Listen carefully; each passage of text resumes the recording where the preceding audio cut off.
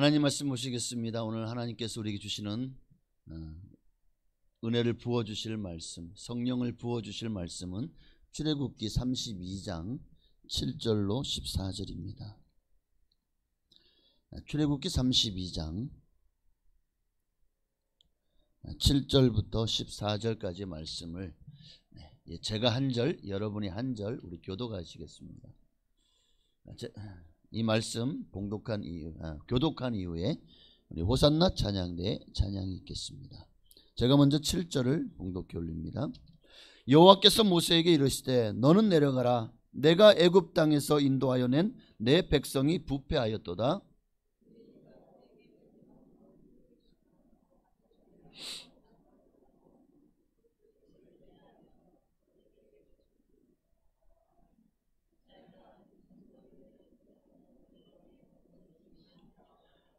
여호와께서 또 모세에게 이르시되 내가 이 백성을 보니 목이 뻣뻣한 백성이로다.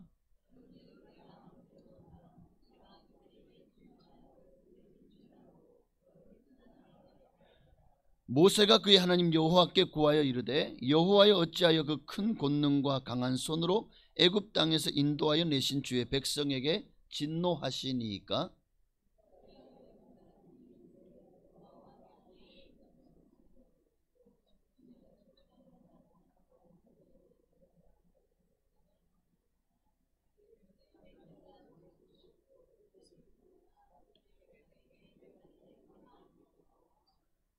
주의 종 아브라함과 이삭과 이스라엘을 기억하소서. 주께서 그들을 위하여 주를 가리켜 맹세하여 이르시기를 내가 너희의 자손을 하늘의 별처럼 많게 하고 내가 허락한 이 온 땅을 너희의 자손에게 주어 영원한 기업이 되게 하리라 하셨나이다. 뜻을 돌이키시자 말씀하신 화를 그 백성에게 내리지 아니하시니라. 아멘. 할렐루야. 우리 옆에 계신 인사를 나누시며 축복하십시다. 당신을 사랑하고 환영하고 축복합니다. 사랑하고 환영하고 축복합니다. 우리 다시 옆에 계신 분에게 하나님의 부흥이 임하시기를 축복합니다.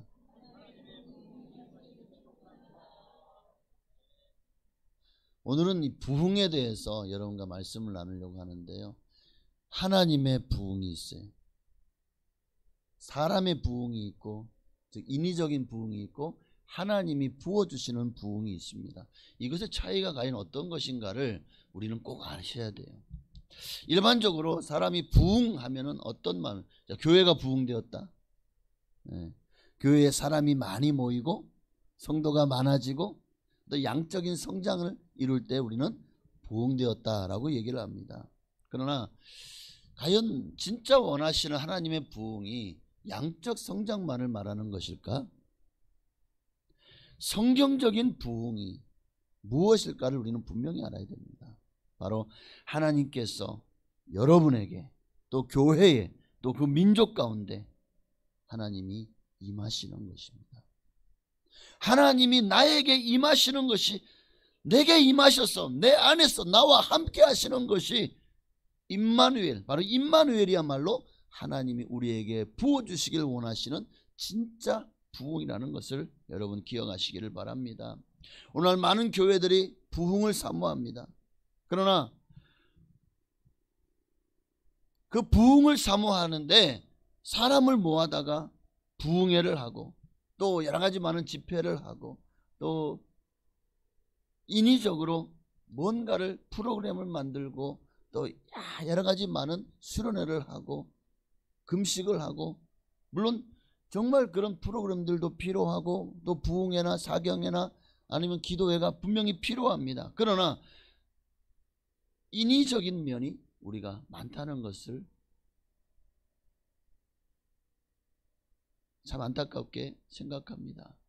자, 그럼에도 불구하고 주님은 이런 것들을 통해서도 분명히 우리에게 부흥을 경험케 하신다는 겁니다. 문제는 뭐냐면 그렇게 부흥회가 끝났습니다. 뭐 어떤 찬양 집회든 간증 집회든 아니면 어떤 이 기도회든 40일 금식하든 21일 하든 7일을 하든 그렇게 기도회가 끝났습니다. 문제는 그 기도회가 성회가 끝나고 나도 성도들의 삶에 아무런 변화가 없더라는 거예요. 부흥을 사모해서 부흥회를 했는데 부흥회가 끝나고 나면 아무런 성도들의 삶에 부흥이 없더라는 겁니다. 교회의 성도들의 질적인 성장이 없더라는 거예요. 뭐 양적인 성장은 있었을지 모릅니다. 부흥회를 통해서 또는 어떤 초청 집회, 이른 양 초청잔치, 이후 초청잔치 등을 통해서 새로운 성도들, 전혀 있지 않은 사람들이 교회로 나오는 경우들은 많이 있지만, 그러나 그 속에 하나님이 부어주시는 부흥이 없더라는 거예요. 인위적인 사람의 열심이 가득한 부흥은 있을지 몰라도 왜 이럴까요? 왜 이런 일들이 일어날까? 왜 하나님의 부흥을 사모하는데 왜 하나님의 부흥이 우리에게 임하지 않을까? 많은 성도들이 하나님을 안다고 생각하지만 사실은 하나님을 모르기 때문에, 하나님이 어떤 분이신지, 나에게 또 교회에게 하나님이 진짜 원하시는 것이 무엇인지를 몰라요. 그래서 정말 하나님이 부어주시는 부흥을 경험하지 못하는 것이 아닐까요? 여러분, 성경을 봐도 또 역사를 봐도 하나님이 부어주시는 진짜 부흥은 인위적이지 않았습니다.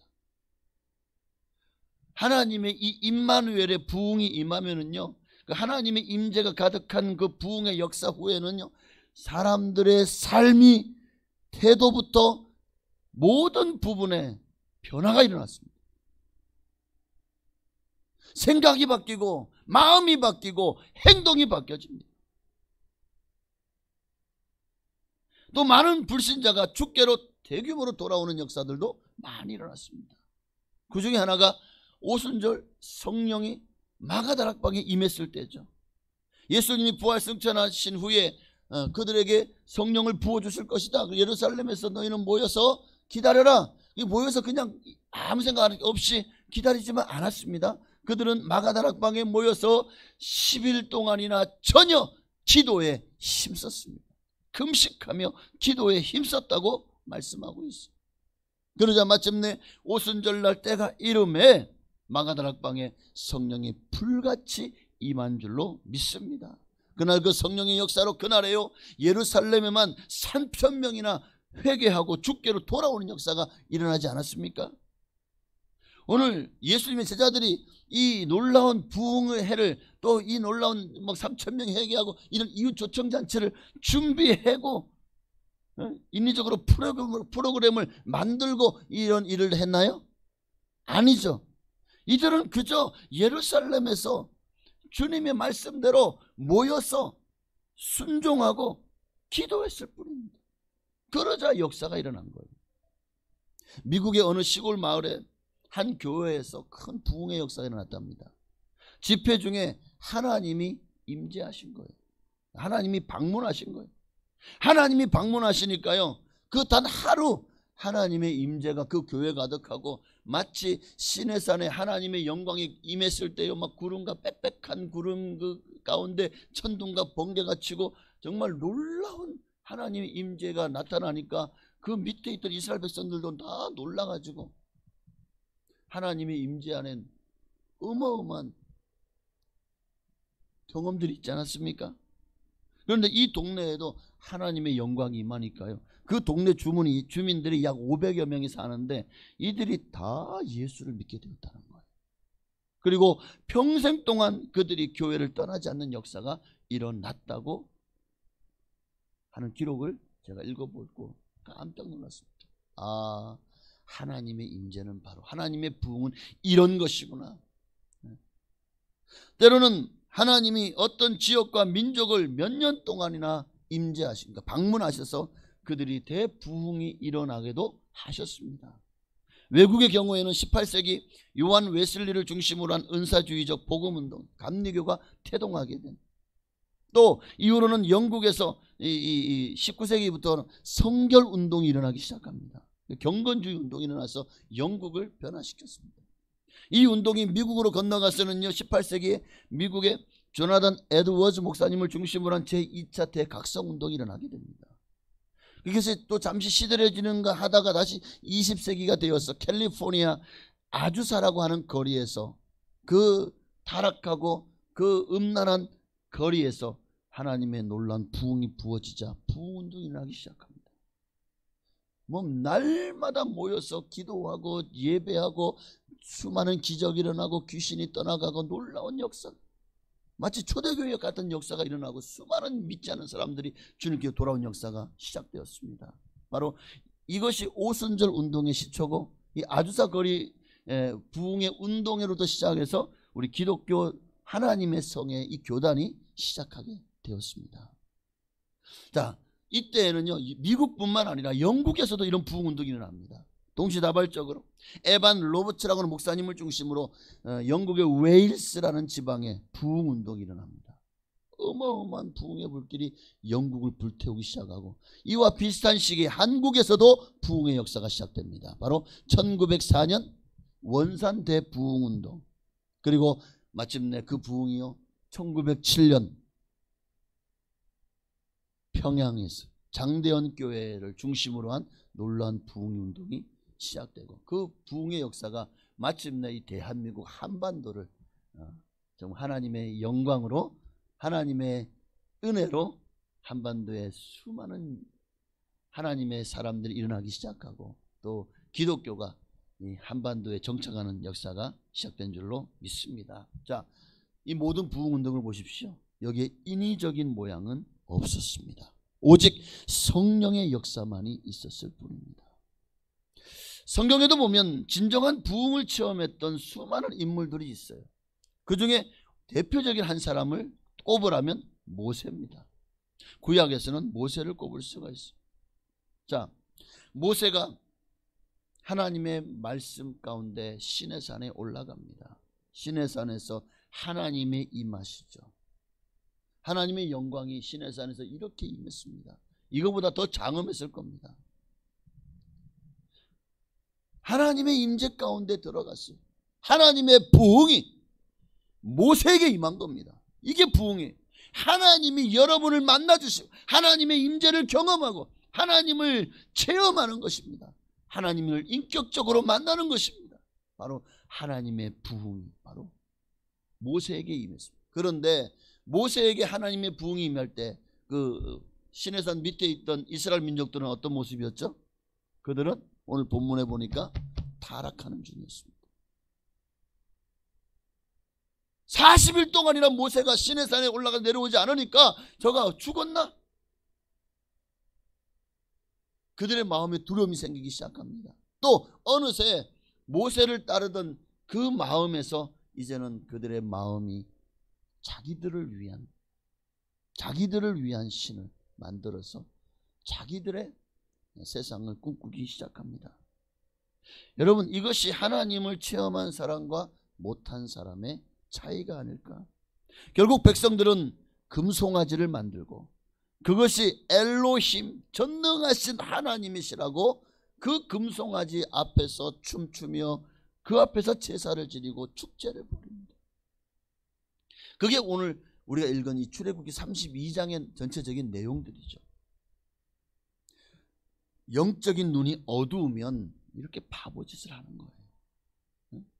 이렇게 바보짓을. 로마서 1장 23절이요. 썩어지지 아니하는 하나님의 영광을 썩어질 사람과 새와 짐승과 기어다니는 동물 모양의 우상으로 바꾸었느니라. 보십시오. 썩어질 새와 짐승과 이 동물 모양의 우상으로 바꾸었느니라. 딱 이 장면이 오늘 이 모세가 시내산에 있는 동안에 이스라엘 백성들이 금송아지를 만들고 그것을 하나님이라고 하면서 그 앞에 제사 드리고 축제를 벌였던 게 이 모습과 똑같지 않습니까? 여러분의 부모님이 계신데 여러분의 자식이 어느 인형을 갖다 놓고 또는 어떤 그 물건을 갖다 놓고 이제는 이게 내 부모야. 이게 내 부모님입니다. 나의 부모님 안녕하십니까? 이걸 보고 그러면 여러분이 부모로서 이 자식아, 그러지 않겠습니까? 예? 화가 날까요, 안 날까요? 예? 속이 터질까요, 안 터질까요?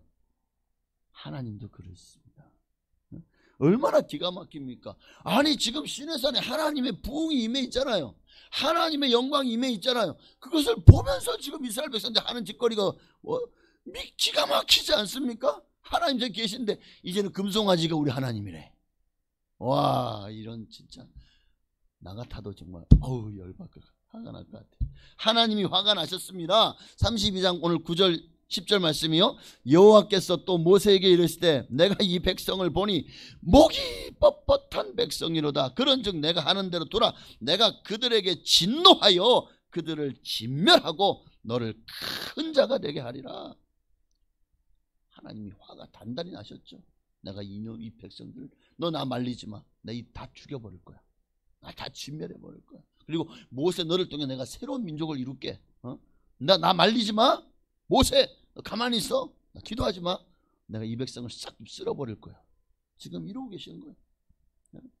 하나님은 영이십니다. 영이시기에 보이지 않아요. 그러기에 그분이 금송아지처럼 내 눈에 보이기를 원한다면 여러분 우리도 이스라엘 백성들처럼 잘못될 수 있어요. 하나님의 진노를 받을 수가 있는 것입니다. 그럼에도 오늘날 많은 성도들이요, 오늘날도 마찬가지인 것 같아요. 보이지 않는 하나님을 보이는 형상으로 바꾸려는 이런 시도를 계속하고 있습니다. 왜 그럴까요? 그때나 지금이나 사람의 마음에 동일하게 이것이 가득 들어차 있기 때문에. 그게 뭐냐면 32장 1절을 보십시다. 함께 했습니다. 백성인 모세가 산에서 내려오니 더딤을 보고 모여 백성이 아론에게 이르러 말하되 일어나라. 우리를 위하여 우리를 인도할 신을 만들라. 이 모세 곧 우리를 애굽 땅에서 인도하여 낸 사람은 어찌 되었는지 알지 못하며. 여기 보니까 우리를 위하여 우리를 인도할 신을 만들라. 지금 저 시내산에 계신데 하나님? 근데 지금 이들은 우리를 위한 신을,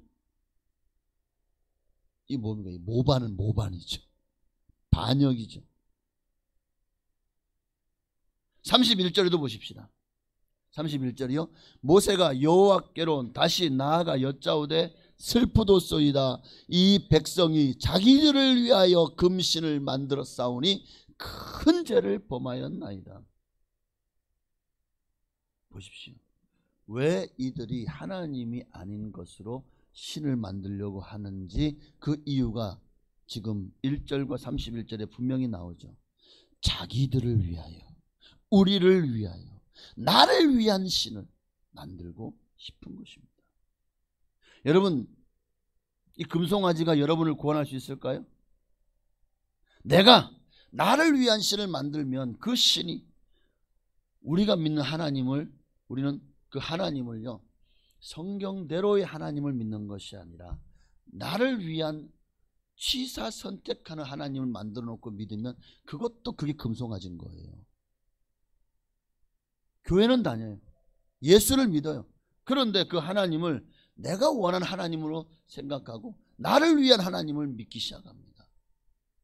내게 복을 주는 하나님, 내게 건강 주는 하나님, 내게 부귀영화를 주는 하나님, 나를 잘되게 하시고 내 문제를 해결하고 또 모든 것을 나를 위해서 존재하시는 하나님을 어느새 우리가 만들어 놓고 그 하나님을 교회 나와서 예배하고 교회 나와서 그 하나님을 믿으려고 하고 있답니다.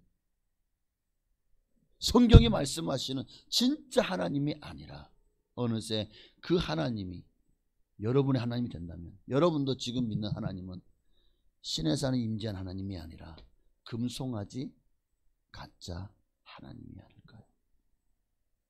그리고 중요한 것은 그 가짜는 절대 여러분을 구원하지 않습니다. 못합니다.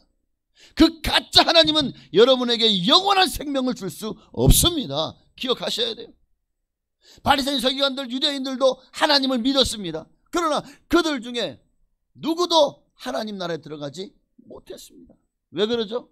너희 의가 이들보다 낫지 않으면 결단코 하나님 들어가지 못하리라. 독사의 자식들아, 화 있을진저, 주님께서, 예수님께서 이 땅에 오셔서 왜 그 바리새인 서기관들, 종교 지도자들, 그들이 믿는 하나님은 하나님이 아닌가요?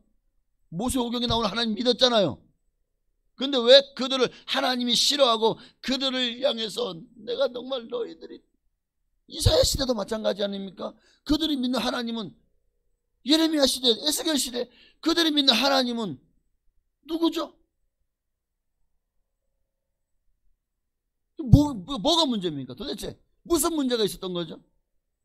왜 그들을 향해서는 주님이 불법을 행하는 자들아 내게서 떠나가라 하셨을까요? 오늘 우리도 내가 믿는 하나님에 대해서 지금 잘못된 하나님을 믿고 있지는 않습니까? 여러분 진짜를 구하셔야 돼요. 하나님의 임재를 구하십시오. 그러면 하나님이 여러분을 만나 주실 것입니다. 우리가 정말 하나님 앞에서요 모든 세상 것 다 내려놓으십시오. 내가 지금 뭐 여러 가지 문제가 있어요, 환란이 있어요, 어려움이 있어요. 이거 다 내려놓으십시오. 오직 이 시간에 구할 때 하나님 알기 원합니다. 하나님 내게 당신을 보여주시옵소서. 당신을 알게 하옵소서. 하나님의 얼굴을 구하십시오. 하나님 그분을 구하십시오. 그럴 때 하나님이요 여러분에게 임하실 겁니다. 그런데 하나님이 임하시면은요 보이지 않으시지만 우리가 하나님이 내게 임하셨다는 것을 알게 됩니다. 어떻게요? 요한복음 3장 8절에 보니까 바람이 임의로 불매 네가 그 소리는 들어도 어디에서 와서 어디로 가는지 알지 못하나니 성령으로 난 사람도 다 그러하니라. 여러분 바람이 불면은 눈에 보이지 않지만 느껴져요, 안 느껴져요? 느껴지죠? 바람이 불면은 그 바람이 내가 불고 있다 이런 게 느껴지는 것처럼 하나님이 임하시면 느껴지는 거예요. 압니다. 알 수 있도록 하나님이 임하시기 때문에. 그런데도 모르는 이유가 뭘까요? 하나님 임하셨는데 몰라요? 왜 모를까요? 제가 두 가지. 첫째는 내가 하나님을 모르기 때문에. 오랫동안 교회를 다녔고 말씀을 들었어도 하나님을 믿었어도 정작 하나님을 인격적으로 체험적으로 만나보지 못했기에 교회는 다녀요. 그런데 성령 체험이 없어요. 교회는 다녀요. 인격적으로 예수를 만난 경험이 없어요. 그러니 하나님이 임하셔도 모르는 거예요. 바람이 불어도 부는지 모르는 거예요. 내가 하나님을 모르기 때문에.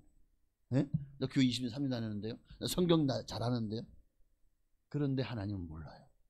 이게 얼마나 참 기가 막힌 일입니까? 또 한 가지는 왜 모를까? 하나님의 임재에 관심이 없어서요. 하나님께 관심이 없어요. 하나님 진체에 관심이 없고 하나님이 주시는 떡고물에만 관심이 있는 거예요. 하나님이 주시는 뭐 부귀 영화 권세 영광 뭐 이 명예 문제를 해결받아서 그냥 성공하고 잘 먹고 잘 살고 이런 하나님을 믿어서 그런 거에만 관심이 있는 거예요. 하나님이 내게 임재하는 건 관심이 없어요. 또 하나님이 임하시면 하나님이 나한테 너무 일 많이 시키면 어떡하지? 이 걱정을 하고 있어요. 하나님이 임재하시면 나 이제 하나님 앞에 나 구속되는 거 아니야? 나 하나님께 매여가지고 나 꼼짝 마? 하나님이 이것저것 막 주의 일을 막 시키시기 시작하면 나 정말 피곤하고 그렇다는 삶이 힘들고 피곤해 죽겠는데 힘들고 귀찮아지는 거 아니야?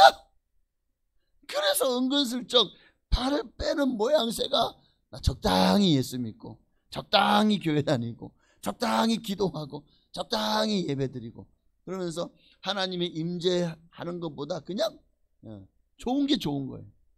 그렇게 적당히 봉사하고 적당주의가 되지. 될 수 있으면 깊이 기도 안 하려고 그래. 왜? 하나님 만나면 나 큰일 날 줄 알아요. 완전 하늘 잡혀가지고 나 진짜 바울처럼 되면 어떡해요? 걱정을 뭐 이런 걱정을 왜 합니까? 일단 잡혀보셔요. 정말 귀찮아지고 힘들어지는지. 그러면 사도 바울이 나는 하나님 귀찮아 죽겠는데 일 시간에 진짜 나 평생 고생했어. 이런 말 하던가요 사도 바울이? 아니잖아요.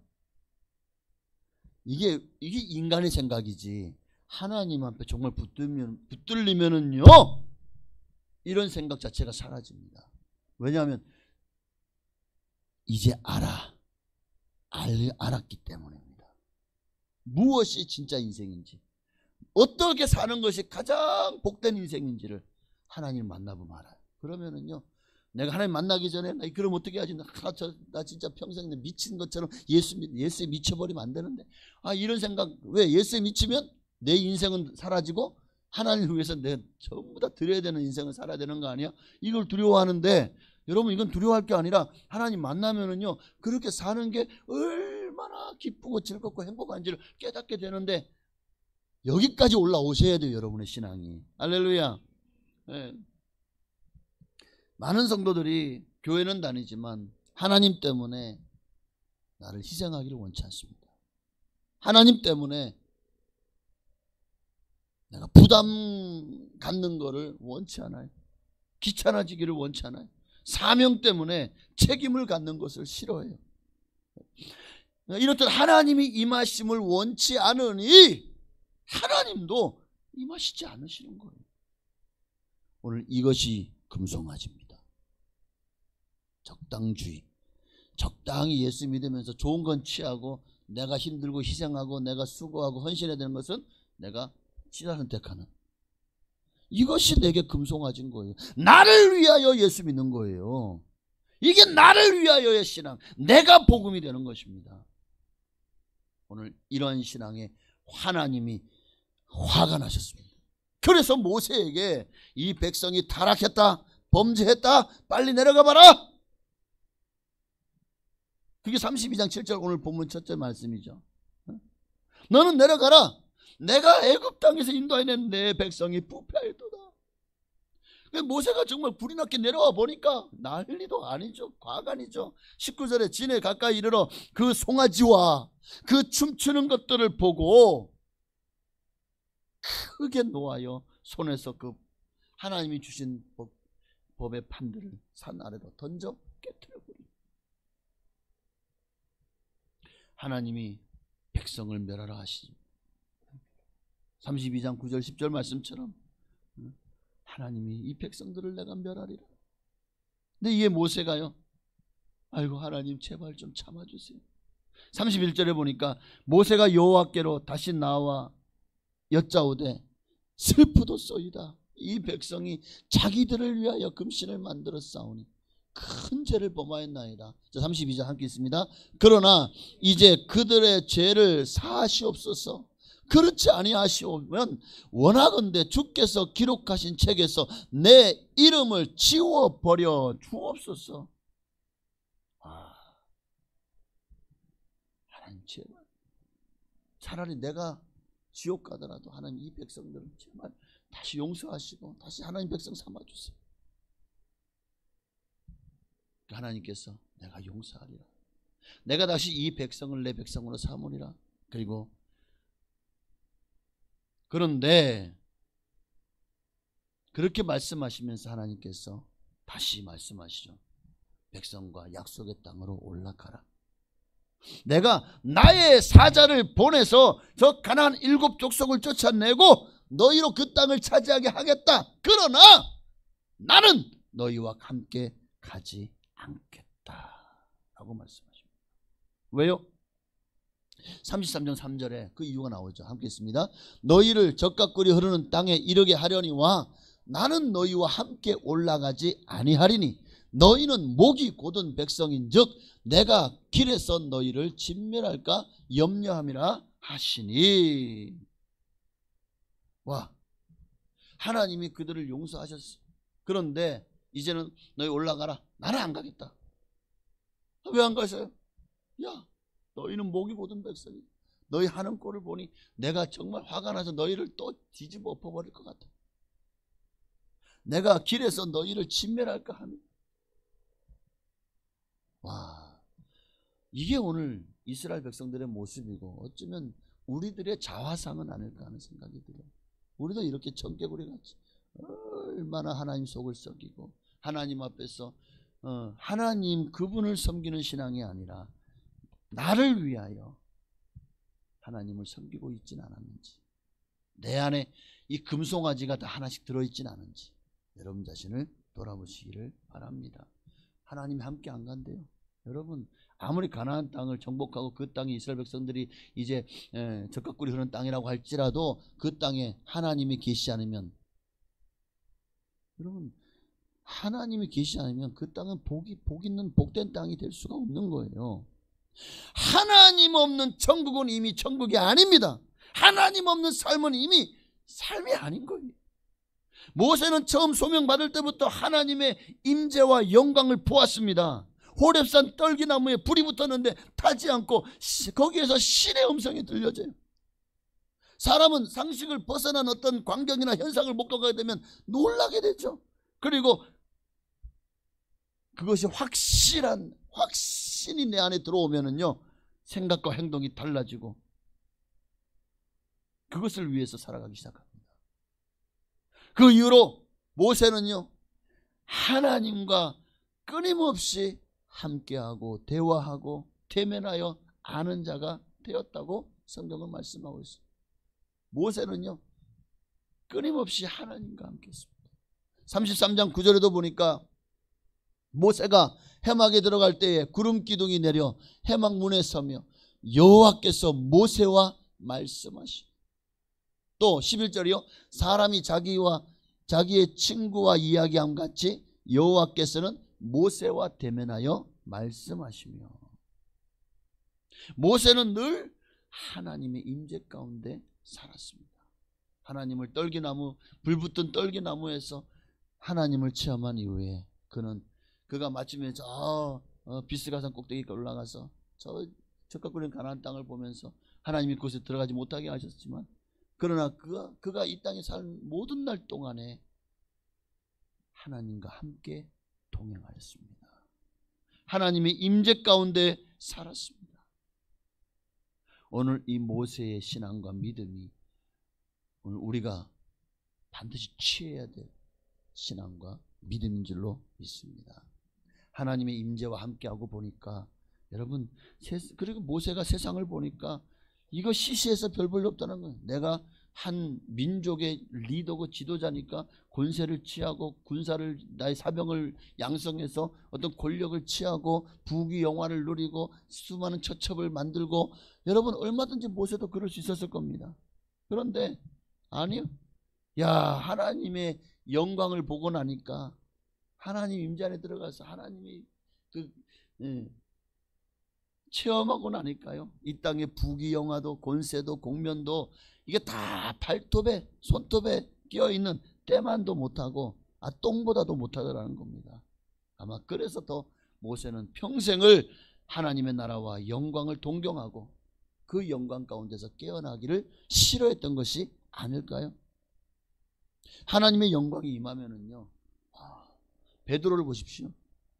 예수님이 변화산에서 변화되신 모습을 베드로가 보니까 놀랐잖아요. 와, 이거 뭐지? 그러면서 막 해설수랍니다. 초막셋을 질 때 천국과 하나님의 영광을 보자. 비몽사몽간에 여기가 좋사오니 아예 여기서 눌러 살고 싶어요. 나 세상에 내려가지 맙시다. 여기가 좋사오니. 다윗도 하나님의 영광을 보고 나니까요, 내가 세상에서 정말 이 왕으로서 모든 부귀와 권력과 영광을 누리며 천날을 사는 것보다 하나님의 나라, 하나님의 집에 문지기로 하루라도 문지기로 있는 것이 좋사오니라고 고백하지 않습니까? 바울도 다메섹 도상에서 부활하신 예수님을 만났어요. 그 이후로 아라비아 강에 3년 동안 하나님의 임재를 경험합니다. 또 그는 수없이 많은 경험 중에서 아마 3층천 셋째 하늘에 올라간 경험을, 아마 이 경험은 그가 복음을 전하다가 돌에 맞아서 죽었다가 살아났잖아요. 바로 그때 경험한 것이 아닐까. 어쨌든 그 셋째 하늘, 하나님이 계신 곳에 보고 오니까, 이 세상 사람들이 좋아하고 동경하고 부러워하고 오르려고 하는 모든 것들이 다 배설물과 같이 보이더라는 거예요. 너무 시시하고 금도 은도, 이거 천국에 가는 게 지천에 깔려있는 게 금덩어리들, 이거 아무것도 아닌 것이. 오늘 하나님의 영광을 보면은요, 우리의 삶도 생각도 마음도 달라지게 될 것입니다. 그러니 여러분, 이제 정말 하나님의 영광을, 하나님의 임재를 여러분 꼭 구하십시오. 하나님을 경험하셔야 됩니다. 하나님을 아는 이들의 특징 뭘까요? 그들의 추구하는 바가 더 이상 이 세상이 아니게 된다는 것입니다. 이 세상 사람들이 추구하는 것들, 이 세상 사람들이 좋아하는 것들이 더 이상 내가 좋아하는 것, 내가 추구하는 것이 아니게 됩니다. 부귀 영화도 건강도 명예도 권력도 성공도 자랑거리도, 여러분 이거 하나님이요 다 필요하면 채워주십니다. 하나님이 세우시면 가장 위에 반석 위에 세워주신다니까요.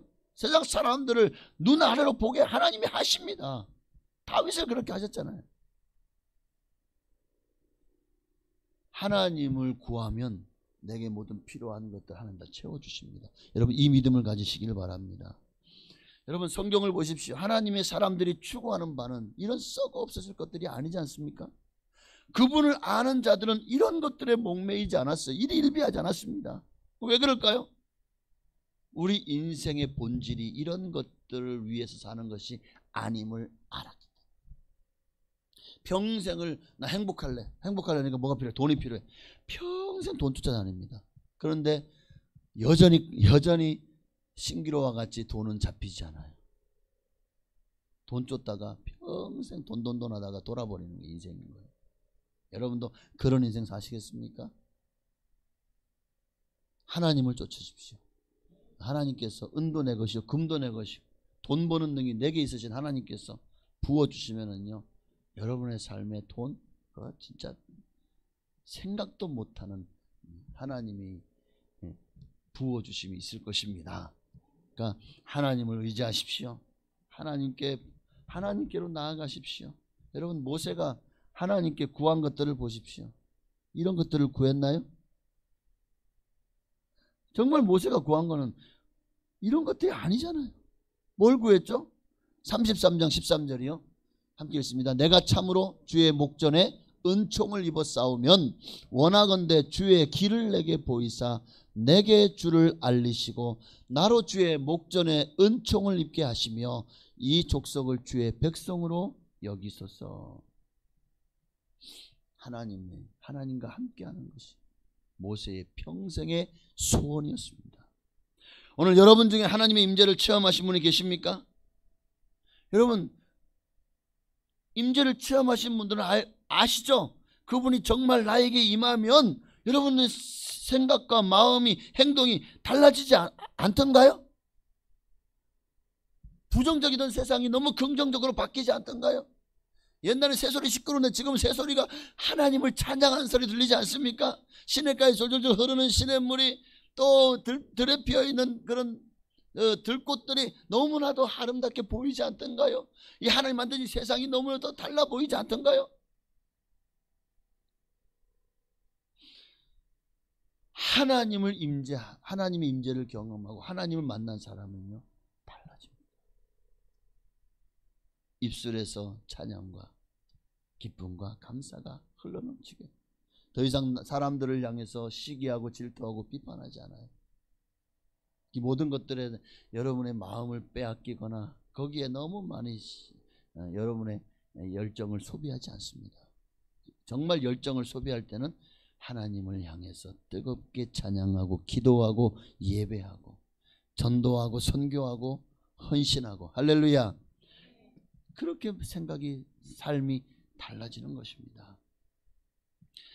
오늘 여러분도 달라지길 바랍니다. 이사야가 그분의 임재하심 이사야서에서 여러분 읽으시잖아요.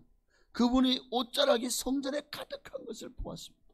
단지 옷자락만 보았을 뿐이에요. 그럼에도 자신은 죽은 자같이 되었어요. 자신의 죄가 다 드러나 녹아 없어질 듯이 견디지 못하게 되었어요. 그 심정이 이사야 6장에 기록되어 있어요. 여러분 거기에서 주님이 그의 죄를 사하기 위해서 성전의 제단의 숯불을 그 입술에 대고 너의 죄가 뭐하는 죄가 사해졌다. 그 후에 내가 누구를 보내면 누가 나를 위해 갈고 이사야가 제가 하겠습니다. 그때부터 이사야의 삶을 보십시오. 오직 하나님의 말씀만을 전했고 그분의 의중을 알아 그분의 뜻을 행하는 일에 전 인생을 바쳤습니다. 나중에 그는 정말 순교를 도배켜 교임을 당하며 순교를 당했어요. 살아있는 사람의 호흡으로 쓸었다는 거 아닙니까? 그 고통 가운데서도 이사야는 하나님을 위해서 순교했습니다. 사도 바울이 다메섹 도상에서 주님을 만난 후에 그의 평생을 주님을 위해서 살았습니다. 나중에 저 로마에서 목이 잘려 순교할 때까지 오직 주님만을 바라보았고 그분만을 위해 살았습니다.